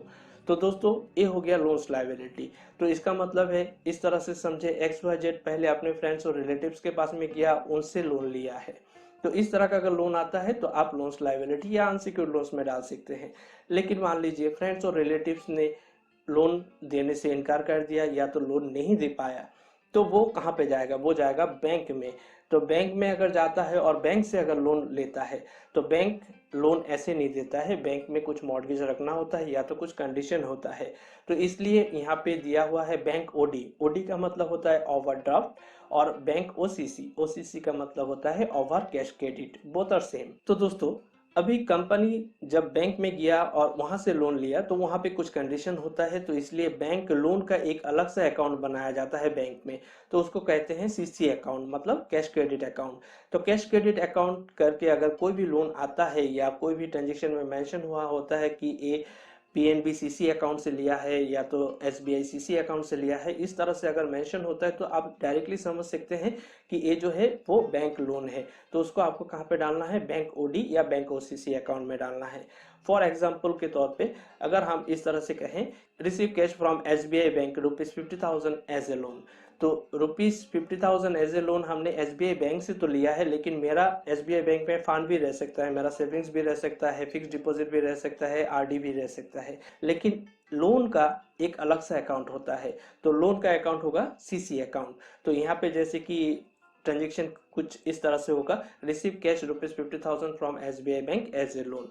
तो अभी आपको यहाँ पे क्या करना है, कैश तो आया है इसलिए कैश अकाउंट हो गया डेबिट, लेकिन आपको क्रेडिट में सिर्फ SBI लिखने से नहीं होगा, SBI CC अकाउंट करके बनाना है to SBI cash credit account. और कैश क्रेडिट अकाउंट को आपको डालना है बैंक OD या बैंक OCC ग्रुप के अंडर में। उसके बाद में आता है जैसे कि सिक्योर्ड लोन्स। तो सिक्योर्ड लोन्स में क्या होता है, जैसे कि कंडीशन होता है। अभी मान लीजिए XYZ कंपनी अभी बैंक में भी गया, बैंक से भी लोन नहीं हुआ, तो अभी वो कहाँ पे जाएगा, वो जाएगा थर्ड पार्टी। तो थर्ड पार्टी में जाएगा, मतलब किसी भी फाइनेंशियल इंस्टीट्यूशन में जाएगा और वहां से वो लोन लेने का ट्राई करेगा। तो वहां पे अगर जाएगा तो वहां पे तो ऐसी लोन नहीं देगा, तो वहां पे कुछ कंडीशन होता है, या तो मॉर्गेज रख के लोन लेना होगा, या तो कंपनी पेपर डालना होगा, या तो एग्रीमेंट साइन करना होगा। इस तरह से कोई भी कंडीशन के ऊपर थर्ड पार्टी ऑर्गेनाइजेशन, मतलब कोई भी फाइनेंशियल इंस्टीट्यूशन लोन प्रोवाइड करता है। तो अगर इस तरह का कोई भी लोन लिया जाता है तो उस कंपनी या उस फाइनेंशियल इंस्टीट्यूशन को डालना है अंडर सिक्योर्ड लोन्स के अंडर में, क्योंकि ये जो लोन है वो हमने एग्रीमेंट साइन करके या कुछ मॉर्गेज रख के लोन लिए हैं, तो इसलिए उस लेजर को आपको डालना होगा सिक्योर्ड लोन्स के अंडर में। तो जैसे कि for example, receive cash from Triveni store ₹50,000 as a लोन with an agreement for 3 month. 3 month का एक एग्रीमेंट साइन करके हमने 50,000 त्रिवेणी स्टोर से लिए हैं। तो XYZ कंपनी 50,000 त्रिवेणी स्टोर से लिए हैं एज ए लोन, लेकिन वो साइन किया है 3 मंथ का एग्रीमेंट। तो इसलिए त्रिवेणी स्टोर को आपको डालना होगा अंडर सिक्योर्ड लोन्स में, और उसका जर्नल एंट्री कुछ इस तरह से होगा, cash account debit to Triveni store, और त्रिवेणी स्टोर को डालना होगा अंडर सिक्योर्ड लोन्स में। और अनसिक्योर्ड लोन्स तो आप पहले ही समझ चुके हैं। अनसिक्योर्ड लोन्स और लोन्स लायबिलिटीज मतलब विदाउट एनी कंडीशन जो लोन लिया जाता है, वो किसी फ्रेंड्स हो या रिलेटिव से अगर लोन लिया जाता है तो उसको आपको डालना होगा अनसिक्योर्ड लोन्स या तो लोन्स लायबिलिटीज ग्रुप के अंडर में। और करंट लायबिलिटीज के अंडर में आता है 3 सब ग्रुप, जो है ड्यूटीज एंड टैक्सेस, प्रोविजंस और सन्ड्री क्रेडिटर्स। ये तीनों ग्रुप को हम बारीकी से समझेंगे। अगर फिर भी लिटिल बिट कंफ्यूज हो जाते हैं एंट्री के टाइम में कि कौन सा लेजर कौन सा ग्रुप में जाएगा, इसमें कंफ्यूज है, लेकिन ये बात आपका श्योर है कि ये लायबिलिटी सेक्शन में आएगा, तो आप टेम्पररी करंट लायबिलिटीज के अंडर में डाल सकते हैं, और उसके बाद में अप्रोप्रिएट ग्रुप को पता करके आप फिर से चेंज कर सकते हैं। तो दोस्तों पहले समझते हैं करंट लायबिलिटीज। करंट लायबिलिटीज के अंडर में डायरेक्टली एक ही लेजर आता है, जो है बिल्स पेबल। बिल्स पेबल का मतलब होता है जैसे कि प्रीवियस ईयर में जितने भी सारे पार्टीज है, मतलब जहां से आपने क्रेडिट डीलिंग्स किए हैं या तो लोन लिए हैं, सभी को आप एक ही ग्रुप में ला सकते हैं और उसको कहते हैं बिल्स पेबल। और उसके बाद में आप बिल्स पेबल करके एक लेजर क्रिएट करके आप करंट लायबिलिटीज के अंडर में डाल सकते हैं और सभी पार्टी को मार्च कर सकते हैं, उस अकाउंट में ट्रांसफर कर सकते हैं। तो दोस्तों इस तरह से आप क्या कर सकते हैं, जितने भी सारे पार्टी से सभी का टोटल जो पेंडिंग अमाउंट है सभी को एक जगह में लाके आप total bills payable account laser बना के आप करंट लायबिलिटीज के अंडर में देके आप उसका पोस्टिंग कर सकते हैं। और जब से टेली में मेंटेन होता है तो टेली में दोस्तों हर एक पार्टीज का अलग सा लेजर मेंटेन होता जाता है, इसलिए बिल्स पेबल हम सब नहीं लिखते हैं, क्योंकि ऐसे ही 100 क्रेडिटर्स का टोटल जो है वो डायरेक्टली आ जाता है। तो दोस्तों अभी यहाँ पे देखते हैं करंट लायबिलिटीज के अंडर में जो आता है ड्यूटीज एंड टैक्सेस। तो ड्यूटीज एंड टैक्सेस इस ग्रुप का आप कब यूज करेंगे। तो दोस्तों ड्यूटीज एंड टैक्सेस के अंडर में कौन सा लेजर आता है, जो आपका ड्यूटी चार्ज लगता है या तो आपका टैक्स चार्ज लगता है, तो उसको आपको डालना है अंडर ड्यूटीज एंड टैक्सेस। यहाँ पे ये बात ध्यान देना है, क्योंकि यहाँ पे टैक्स या ड्यूटीज जो भी आपके लगा है तो वो पे नहीं हुआ है अभी तक, तो इसीलिए वो उसको आपको डालना है अंडर ड्यूटीज एंड टैक्सेस में, क्योंकि वो लायबिलिटी साइड में शो अप होगा कि आपका ड्यूटी इतना लगा है या तो आपका टैक्स इतना लगा है, तो इसीलिए उसको आपको डालना है अंडर ड्यूटीज एंड टैक्सेस में। जैसे एग्जांपल के तौर पे यहाँ पे कस्टम ड्यूटी आएगा, जीएसटी आएगा, इस तरह का टैक्स और ड्यूटीज चार्ज जो है वो ड्यूटीज एंड टैक्सेस के अंडर में आएगा। उसके बाद में आता है जैसे कि प्रोविजंस। प्रोविजंस ग्रुप को आपको कब यूज करना है, अगर आपका कोई भी बिल आउटस्टैंडिंग होता है, जैसे मान लीजिए आपने सैलरी पे किए लेकिन फुल सैलरी आपने पे नहीं किए, 50% या 75% आपने पे किए हैं और 25% या तो 50% आपने पेंडिंग रख दिए कि आफ्टर 15 डेज या तो आफ्टर 20 डेज के बाद में रिलीज करेंगे, मतलब अभी थोड़ा सा लॉस में है। इस तरह का अगर सिचुएशन होता है, एम्प्लॉयज को आप सैलरी पूरा नहीं दे पा रहे हैं, वहां पे आप कुछ आउटस्टैंडिंग रखते हैं, इस टाइप का लेजर आपको कहाँ पे आएगा, इस टाइप का लेजर आएगा आपका अंडर प्रोविजंस में। तो दोस्तों यहाँ पे थोड़ा सा बारीकी से समझते हैं। Paid for salary ₹4,500 and outstanding salary ₹500। तो मान लीजिए यहाँ पे 4,500 सैलरी हमने पे किए हैं और आउटस्टैंडिंग रह गया 500।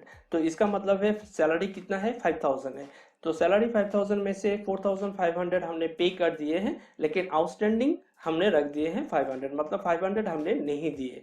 तो यहाँ पे क्या होगा, जैसे कि पेड फॉर सैलरी के लिए आपको जर्नलिटी किस तरह से लिखना है, salary account debit to cash, और उसके बाद में आउटस्टैंडिंग जो रह गया 500, तो वो कहाँ पे एडजस्ट होगा, वो सैलरी पे ही एडजस्ट होगा। लेकिन आउटस्टैंडिंग अमाउंट तो आपने अभी तक नहीं दिए, तो इसलिए आपको क्या करना होगा,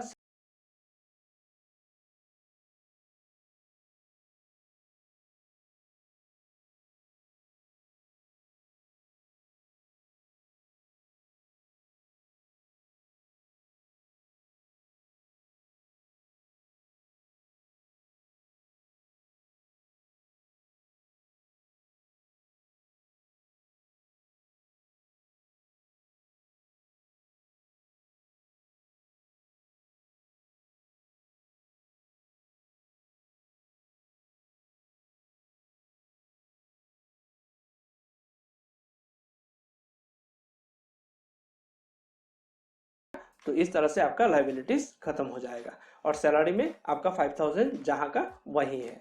तो दोस्तों इस तरह से अगर आउटस्टैंडिंग रहता है, कोई भी चीज आउटस्टैंडिंग रह सकता है, जैसे सैलरी हो गया, रेंट हो गया, वेजेस हो गया, इस तरह से कोई भी आपका आउटस्टैंडिंग रह सकता है। अगर आउटस्टैंडिंग बिल रहता है तो उसको आपको इस तरह से एंट्री पास करना है।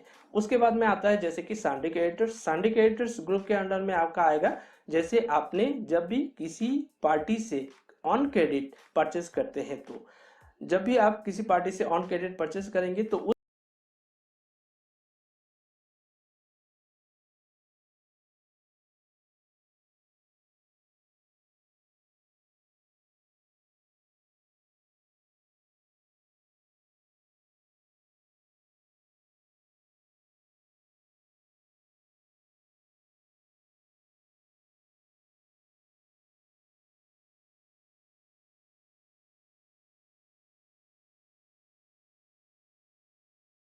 कुछ इस तरह से होगा, परचेज गुड्स मतलब परचेज अकाउंट डेबिट, और कहां से लिए हमने, आरके इंडस्ट्रीज से लिए हैं, तो आरके इंडस्ट्रीज हो गया क्रेडिट।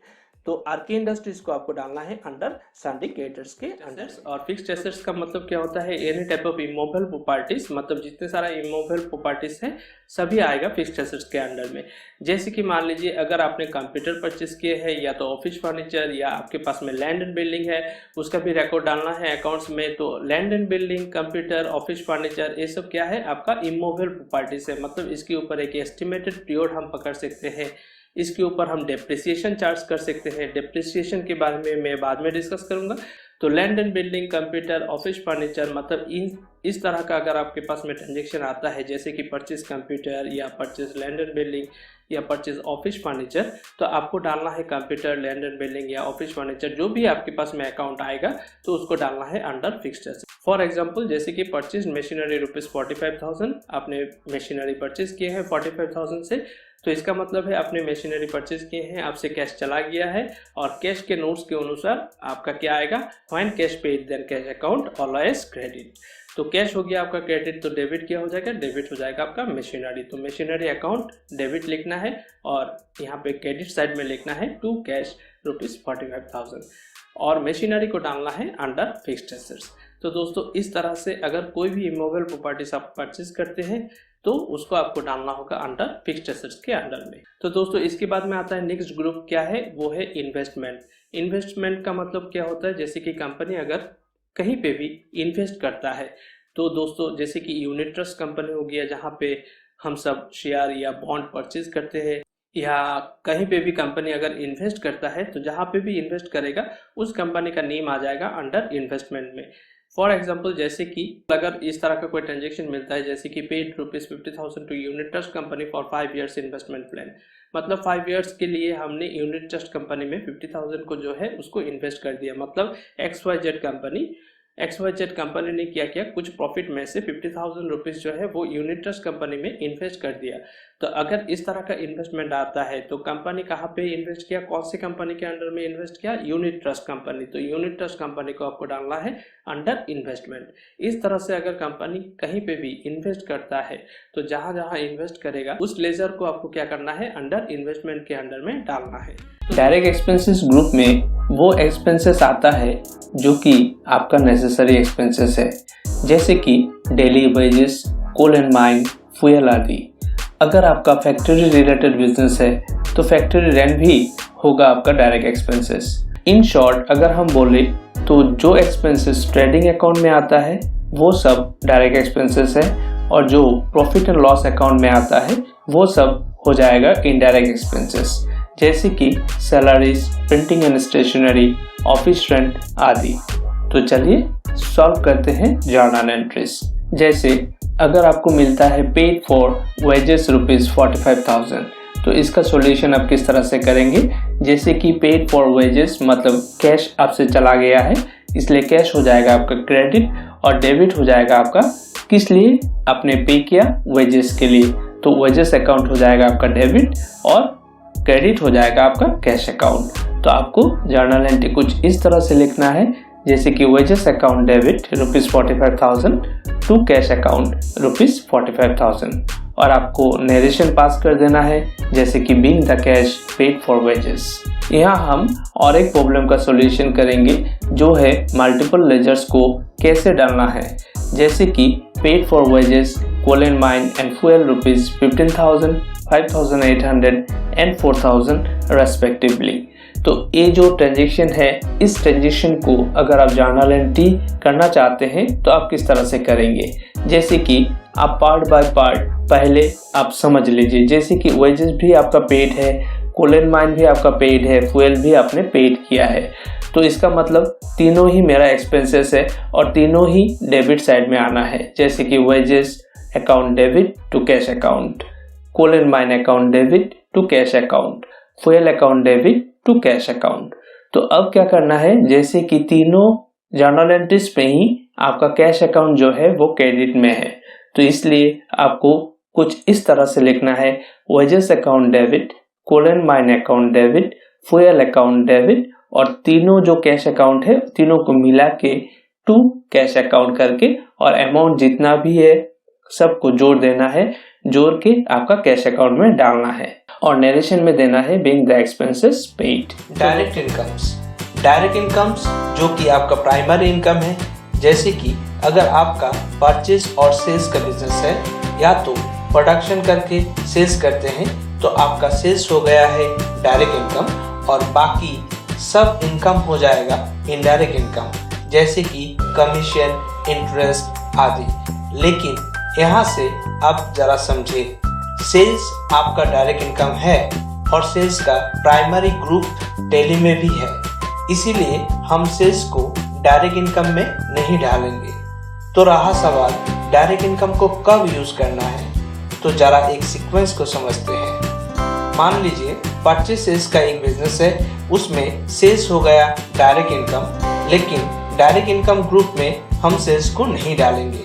इस केस में डायरेक्ट इनकम ग्रुप का यूज नहीं होगा, और अदर जितने भी सारे इनकम है जैसे कि कमीशन, इंटरेस्ट आदि हो जाएगा इनडायरेक्ट इनकम। अब दूसरे केस में ये मान लेते हैं कि एक स्टॉक ब्रोकरेज है और उसका बिजनेस मेंटेन करना है, तो उसका जो प्राइमरी इनकम है वो है ब्रोकरेज कमीशन, तो इस केस में कमीशन हो जाएगा उसका डायरेक्ट इनकम। इसको हम सेल्स में नहीं डाल पाएंगे क्योंकि ये किसी दूसरे कंपनी के शेयर कोई और दूसरा खरीद रहा है और बिजनेस में सिर्फ आ रहा है ब्रोकरेज कमीशन, तो ब्रोकरेज कमीशन को हम डालेंगे डायरेक्ट इनकम में, और बाकी जितने भी सारा इनकम आएगा, अदर जितने भी सारा इनकम होगा उस बिजनेस का, सब हम डालेंगे इनडायरेक्ट इनकम में। अब अगर दोनों बिजनेस को मिक्स करें, यानी आपका बिजनेस मान लीजिए परचेज सेल्स के साथ साथ स्टॉक डीलिंग्स का भी लाइसेंस ले रखे हैं, तो इस केस में सेल्स भी रहेगा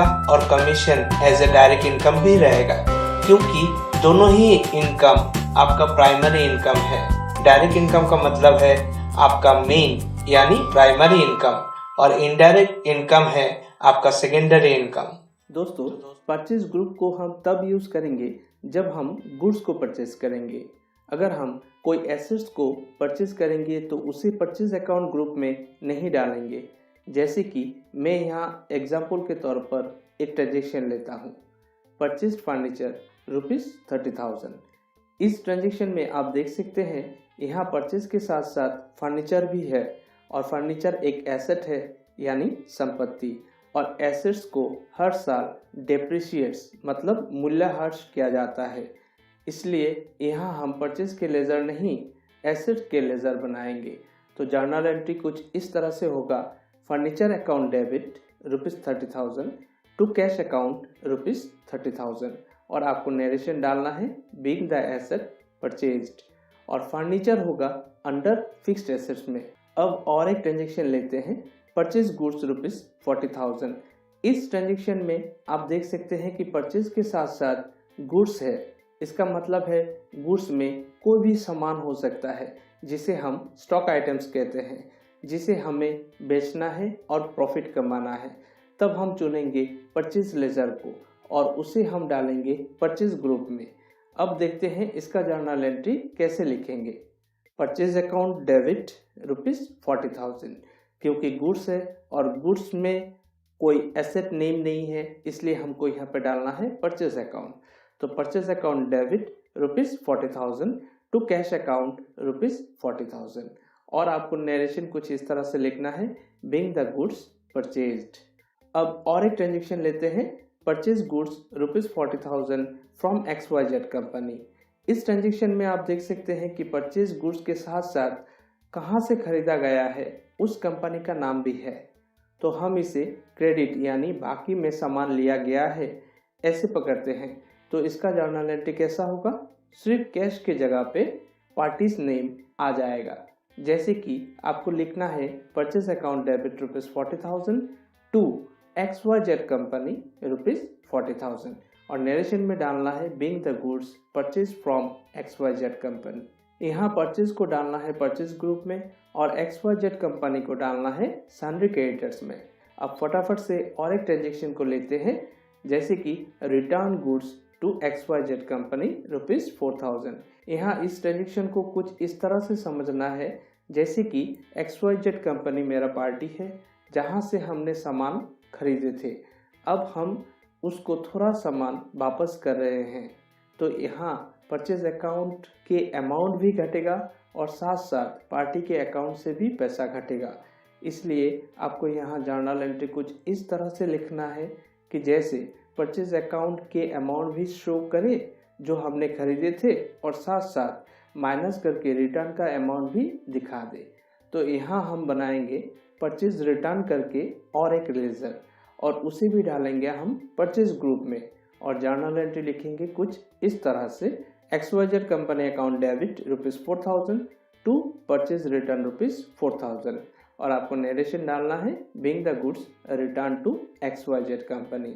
ऐसे जर्नल एंट्री देने से क्या होगा, परचेज भी रहेगा और परचेज रिटर्न भी रहेगा, और सेम ग्रुप होने के कारण एक लेजर डेबिट में शो करेगा और दूसरा लेजर क्रेडिट में शो करेगा, और माइनस करके फाइनल अमाउंट आपको परचेज ग्रुप में दिखा देगा। दोस्तों, टेली प्राइम या टेली ERP9 के लिस्ट ऑफ ग्रुप्स में से वो है सेल्स ग्रुप को, और सेल्स ग्रुप किसी भी परचेज सेल्स या प्रोडक्शन सेल्स बिजनेस का प्राइमरी इनकम है। इसी कारण सेल्स ग्रुप को ट्रेडिंग अकाउंट में दिखाया जाता है, और सेल्स लेजर के साथ साथ सेल्स रिटर्न या रिटर्न इनवर्ड लेजर भी आता है ट्रेडिंग अकाउंट में। पहले हम एक सिंपल सा ट्रांजेक्शन लेते हैं जो है सोल्ड गुड्स ₹50,000। यहाँ इस ट्रांजेक्शन से ये पता चलता है कि हमने गुड्स को सोल्ड किया है 50,000 रुपया में। तो यहाँ जो दो लेजर इंपॉर्टेंट है वो है कि एक सेल्स और दूसरा कैश। यहाँ एक क्वेश्चन आता है कि कैसे हमें पता चला कि यहाँ कैश का भी लेजर है।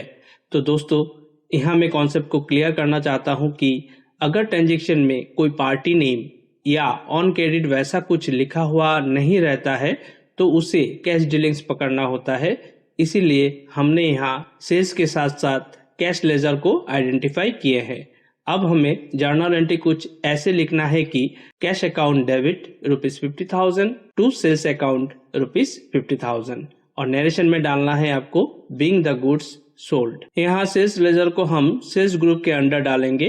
तो चलिए और एक ट्रांजेक्शन लेते हैं जो कि है sold goods to XYZ company ₹80,000 on credit. यहाँ पे जर्नल एंट्री कुछ इस तरह से आपको लिखना है XYZ company account debit ₹80,000 to sales account ₹80,000 और नरेशन में डालना है being the goods sold on credit. शायद आपको समझ में आ गया है इस जर्नल एंट्री को देखते ही।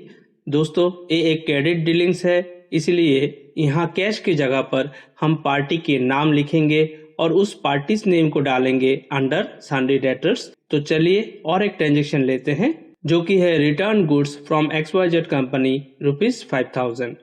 इसका जर्नल एंट्री कुछ इस तरह से आपको लिखना है सेल्स रिटर्न या रिटर्न इनवर्ड अकाउंट, दोनों में से किसी भी एक अकाउंट को आपको लिखना है और उसको डालना है डेबिट साइड पे और अमाउंट पे लिखना है आपको 5,000 और क्रेडिट में आपको लिखना है टू XYZ कंपनी ₹5,000 और नरेशन में आपको लिखना है being the goods return from XYZ company. तो इसमें करना कुछ नहीं है, सिर्फ आपको सेल्स रिटर्न या रिटर्न इनवर्ड अकाउंट जो आपने लेजर बनाए हैं उसको सेल्स ग्रुप के अंदर में डालना है, क्योंकि सेल्स अमाउंट में फाइनल अमाउंट जो कैलकुलेट होकर निकलेगा वो है sales amount minus return amount और उसके बाद में जो अमाउंट रहेगा उसको ट्रेडिंग अकाउंट में शो करेगा।